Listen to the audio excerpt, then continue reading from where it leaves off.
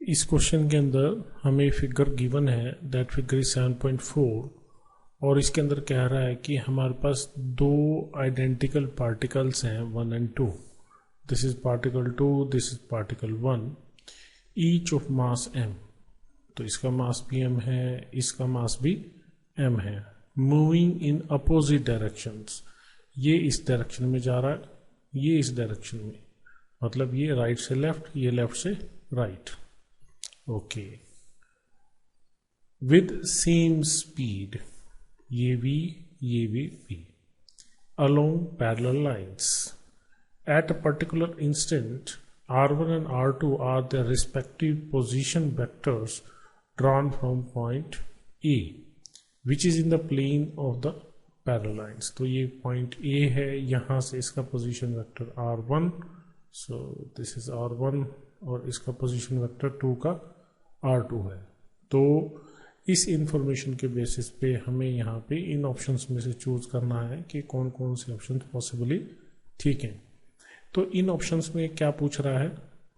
इन options में angular momentum, first second के अंदर एंगुलर मोमेंटम पूछ रहा है पार्टिकल 1 और पार्टिकल 2 का.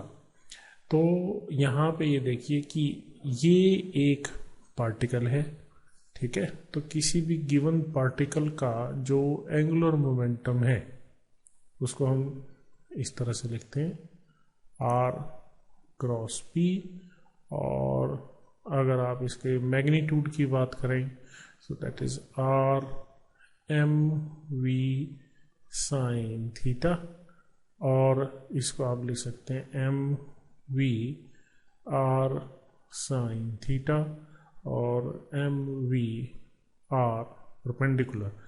तो r साइन थीटा को मैंने r परपेंडिकुलर लिख दिया, मतलब वेलोसिटी वेक्टर का परपेंडिकुलर डिस्टेंस उस पॉइंट के अबाउट जिसके अबाउट आप एंगुलर मोमेंटम निकाल रहे हैं. तो ये मतलब है एम वी आर परपेंडिकुलर का. तो जैसे हम फर्स्ट पार्टिकल की बात करें तो इस पार्टिकल के वेलोसिटी वेक्टर का ए पॉइंट के अबाउट जिसके अबाउट एंगुलर मोमेंटम निकालना है, तो इस वेलोसिटी वेक्टर का इस पॉइंट ए के अबाउट जो परपेंडिकुलर डिस्टेंस है दैट इज d1. क्लियर? तो इस वेलोसिटी वेक्टर का ए पॉइंट से परपेंडिकुलर डिस्टेंस d1. तो फर्स्ट पार्टिकल का जो एंगुलर मोमेंटम होगा, फर्स्ट पार्टिकल का जो एंगुलर मोमेंटम है that is m v into d1. तो ये तो हमारे पास आ गया magnitude. But what about the direction of this angular momentum? तो उसके लिए आपको यहाँ पे देखना पड़ेगा r क्रॉस p. तो आप यहाँ पे देखिए ये r है, ये r, इसको एक्सटेंड कर दीजिए आगे. So that is the direction of r1. तो इस r1 से p की तरफ, तो जो डायरेक्शन वेलोसिटी की है वही डायरेक्शन लीनियर मोमेंटम की भी है. तो यहाँ से अगर आप इस तरह से रोटेशन करेंगे राइट हैंड रूल से, ठीक है, अपने राइट हैंड के फिंगर्स को कर्ल करिए इस डायरेक्शन ऑफ r1 से p की तरफ. तो जो थंब है वो किधर पॉइंट करेगा? Towards u, means perpendicular to the screen. तो जो चीज परपेंडिकुलर टू द स्क्रीन है, ठीक है, टुवर्ड्स u है, उसको यहाँ पे क्या रिप्रेजेंट कर रहा है? डॉट से represents a unit vector coming out of the page. तो यहाँ पे जो एंगुलर मोमेंटम की डायरेक्शन है इस a पॉइंट के about that is pointing towards u. तो जो L1 की डायरेक्शन है वो आपकी तरफ है. तो अगर मैं यहाँ पे इसको वेक्टर फॉर्म लिखना चाहूँ तो मैं इसको लिखूंगा m v d1 डॉट, ठीक है, perpendicular to the plane of the page towards u.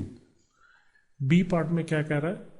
Angular momentum of the particle is i2 of the particle about a is i2 is equal to m v r2.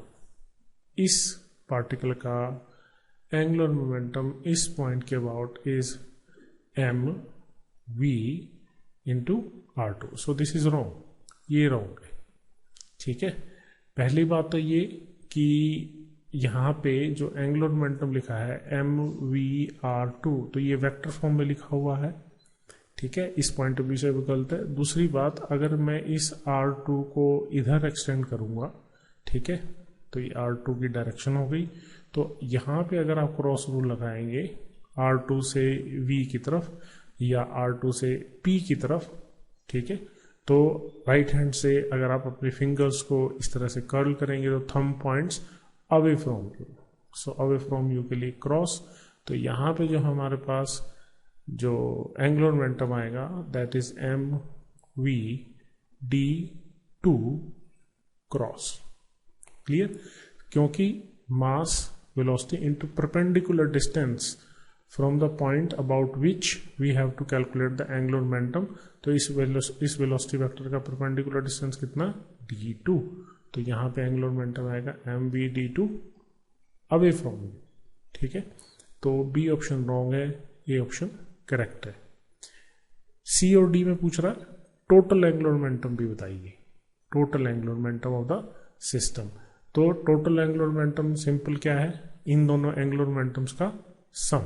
तो जो total angular momentum है that is the sum of the angular momenta of these two particles. So the total angular momentum is L1. L1 is mv/d1 dot away from towards you plus mv/d2 away from you. ठीक है, तो आप मान लीजिए कि ये XY plane है, ठीक है, तो ये अगर XY प्लेन है तो इसको हम क्या कहेंगे? प्लस Z, और इसको हम क्या कहेंगे? Minus Z। क्लियर? अगर हम Z एक्सिस के टर्म में लिखेंगे तो हम यहाँ क्या लिखेंगे? mv/d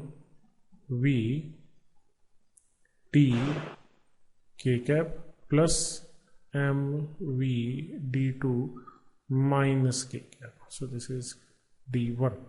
तो यहाँ से फाइनली आएगा mv/d1 minus d2 k cap.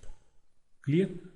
तो या तो इसको इस तरीके से लिखिए या आप इसको ऐसे लिखिए mv/d1 माइनस d2। तो ये प्लस k कैप है, प्लस k कैप को हमने क्या लिखा है? डॉट। ठीक, या आप इसको ऐसे भी लिख सकते हैं minus mv/d2 minus d1 into k cap and that is equal to mv/d2 minus d1 minus k cap. Minus k cap क्या हुआ आपके पास? Away from you. ठीक, means z axis away from, negative z axis. तो उसका finally लिख सकते हैं mv/d2 माइनस d1 क्रॉस। ठीक है, तो अगर इस इंफॉर्मेशन को देखें तो यहाँ से दिख रहा है कि ये रॉन्ग है।